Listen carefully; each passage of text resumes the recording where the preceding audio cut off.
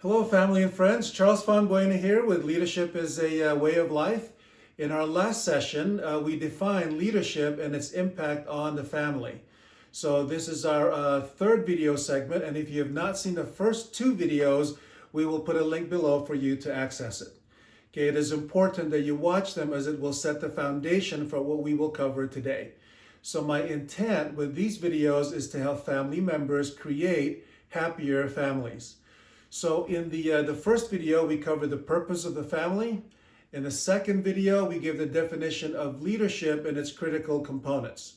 So in this video, we're going to cover the principles surrounding making changes and improving our lives and how to help family members make changes to improve their lives. Okay, so have you ever wondered why people behave the way that they do, including ourselves? Have you ever had family members just impress you and you're just in awe at the wonderful things they have just done or said? Okay, likewise, have you ever had family members do something so dumb that you just have to scratch your head in disbelief? Okay, so why do we have results or outcomes that we do?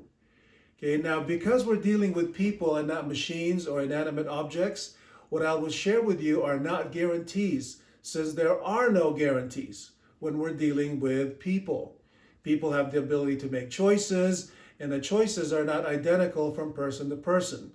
So even though there are no guarantees, there are, however, high probabilities.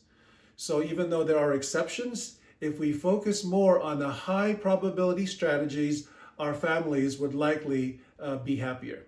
So let's dive into this. So would you agree with me if I said that the results or outcomes that we have in our lives are greatly influenced by what we do and or say? Okay, so again, outcomes, successes or failures, okay, they're influenced by, okay, what we do and or say. Okay, so I'm saying that our words and our actions greatly influence our successes as well as our failures. Does that seem like a high probability assumption? Okay, does it seem reasonable that if I change my words and my actions, that doing so creates a high probability of changing my outcomes? I believe so. Okay, so if we improve our words and our actions, there is an increased probability that we will improve our results and our outcomes. So now the question is this: do we always do what we're supposed to do? Okay, do we always do what we know we should do? No. Okay, have you ever had someone come up to you and actually use these words? Tell me what to do. Okay, then when you give them your sage advice, they will then proceed to tell you why it won't work. Okay, you ever wonder why someone would reject advice even though they're the ones asking for it?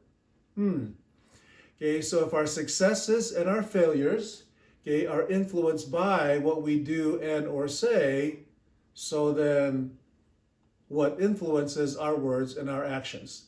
Okay, I would submit that our words and our actions are influenced by what we are thinking and or feeling, okay, at that given moment.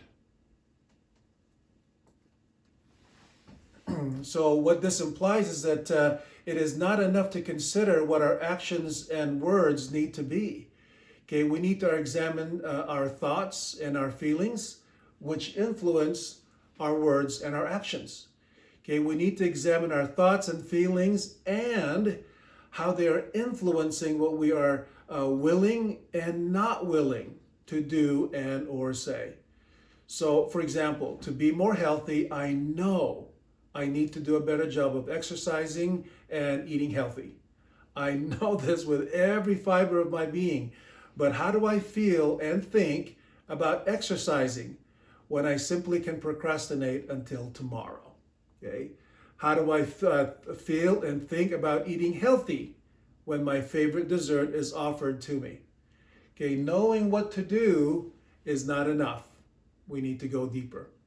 Okay, so to have a happier family, it is not enough to tell our children what to do. Okay, sometimes we confuse the word teach with the word tell. Okay, have you ever told members of your family, how many times do I have to tell you? Okay, with the assumption that if I have told you, I have taught you. Okay, so if our results, okay, and our failures are influenced by what we do and say, and what we do and say are influenced by our thoughts and feelings, it begs the question, what influences our thoughts and feelings? Okay, I would suggest that our thoughts and feelings are influenced by whatever voice, okay, we listen to the very most. Okay. So when I say a voice, I mean there are two types of voices. There are internal voices, and then there are external voices. Okay, so the external voices that we hear are processed based on how our brains function. Okay, so there's a part of our brain that is referred to as the reptilian brain, reptiles, and it is sometimes referred to as the lizard brain. Okay, so the lizard brain keeps us alive and basically responds to two questions. The first question is, can I eat it? And the second question is, can it eat me? Okay, so this part of our brain focuses on survival. Now, have you ever met people whose main focus in life seems to be survival? Now, for many in varied parts of the world and in every part of every country, survival is a full-time job. I mean, I get it. Okay, it needs to be addressed, otherwise nothing else matters. On the other hand, there is more to life than simply surviving. Okay, so this takes us to the second part of the brain that's referred to as the mammalian brain. Okay, mammals. So the big part of the function of this brain deals with emotions. Okay, so this part of our brain basically responds to two different sets of questions. So the first question is, does it feel good or not feel good? Okay, now have you ever known of people who have done some pretty stupid things because it felt good at the moment? Okay, so that was the mammalian brain actively engaged. Okay, now the second set of question is, do I fit in or not fit in? So this is the law of the pack. Okay, so have you ever known people who have done some very unwise things just so they can feel like they can belong? Okay, that's the mammalian brain speaking. So doing what feels good and wanting to fit in, this is a good thing, so long as the emotions for emotion's sake is not the only decision criteria that we use. So this takes us to the third part of the brain, which is the neocortex. Okay, and I will simply refer to this as the leadership brain. So this brain is not limited to two questions, because our leadership brain houses all of our highest levels of thinking, such as self-control, decision-making, planning, problem-solving, contribution, integrity, meaning, and the effective use of the leadership brain is what separates us from the rest of the animal kingdom. So here's what scientists tell us about the brain, that all three parts of the brain are important and they all need to be developed, but one of them will dominate the other two depending on use. Okay, so here's what that means is that if the majority of our time is spent on lizard brain voices, both internally and externally, then our emotions, our sense of belonging, our leadership brain will all be focused and utilized primarily on survival. Okay, so that survival does not just become the most important thing; it becomes the only thing. Okay, that matters. Okay, so if on the other hand our dominant brain is the mammalian brain, then many of our decisions and our sense of self-worth are all based on feelings of the moment or how we perceive how others may view us. So our self-worth can be dependent, for example, on how many likes we get on social media. Okay, so this gives us a very distorted view of ourselves and others. Okay, so feelings do not just become the most important thing amidst other considerations. Emotions become the only thing that matters. Now, have you ever seen that with family members? So the best option is to have our leadership brain direct the other parts of our brain. Okay, so what the leadership brain is able to do is to integrate, okay, our survival skills, our emotions, our relationships towards a meaningful end. So when all three brains are integrated and work together, that is the definition of mental health and well-being. I mean, isn't that what we want for every member of our family, including ourselves? So if we want to live an integrated life, okay, it's helpful to get a sense of our current reality. So where are we now versus where do we want to be? Okay, so remember that the dominant brain is the one that is used the most. Okay, so to do this, we need to take a look at the voices that are now entering into our lives and the lives of our family members. So these voices come primarily through our eyes, okay, and our ears. Okay, so for example, a survey showed that most teenagers spend over 5 hours per day on social media or video games. So as you look at the nature of these video games or the content teenagers are consuming on social media, which part of the brain is mostly being activated? Okay, so is the nature of the video games they're playing about survival, eat or be eaten, killed or be killed, lizard brain stuff?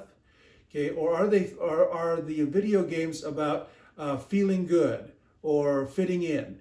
Okay, mammalian brain. Or are the video games helping them with contribution, accepting responsibility, innovation, living a life of integrity and so forth, leadership brain? Okay, now most of the popular video games are lizard brain games. Okay, so is too much time being spent on lizard brain activities? If in our with ourselves or our families, because if that's the case, that's problematic. Okay, and you can ask the same question when it comes to social media voices, the voices of music where our children listen to, the voices in the movies that we watch, voices in the TV shows we watch. So I invite you to take inventory of the external voices that you and members of your family are taking in and determine which parts of the brain are being activated and used the most. Okay, I mean, how many minutes and hours in each day are we and members of our family focused on lizard brain voices, mammalian brain voices, and leadership brain voices? Again, the reason why this is such an important exercise is because these external voices, okay, impact our internal voice and how we feel about ourselves and the world around us, which impacts how we think and feel, which impacts what we do and say, which impacts the outcomes, whether they're failures, okay, or our outcomes. Okay, so if we want the outcomes of our lives and the lives of our family members to turn and improve, begin with looking at the external voices coming in primarily through the eyes and ears. Okay, be vigilant that with the voices that we allow to enter into our homes. Okay, so again, if we want to make improvements with our lives and our families, we start with looking at the external voices. Okay, so if the outcomes are not what we want, you go counterclockwise until we figure out the voices that impact everything that we do. Once we decide on what that is, we can change that. And then it will impact what we think and feel, which will impact what we do and say, which will impact our outcomes, which will then reinforce to us whether or not we are listening to the right voice. Okay, so you would go counterclockwise to diagnose, and then clockwise to redesign, if you will, our lives. So we will go into much greater detail, and we will examine the most significant external voices affecting our families today in subsequent videos. So if you thought this content was worthwhile, please consider subscribing to this channel, and please share this video with people who can benefit from this type of content. I would also invite you to give us some feedback, clarifying questions, application questions, anything that would make this more worthwhile for you and your family. So in the next video, we're going to talk about what the leadership brain mindset might look like in our families that would help us to become the kind of families that we want to be. Okay, what are the internal voices that we need to cultivate? What voices, okay, what voice do we want in our families, which will represent our family standard? Okay, how can the internal and external voices in our family strengthen each member of our family? Because strengthening the family is the most important work we can all do. We'll see you in the next video.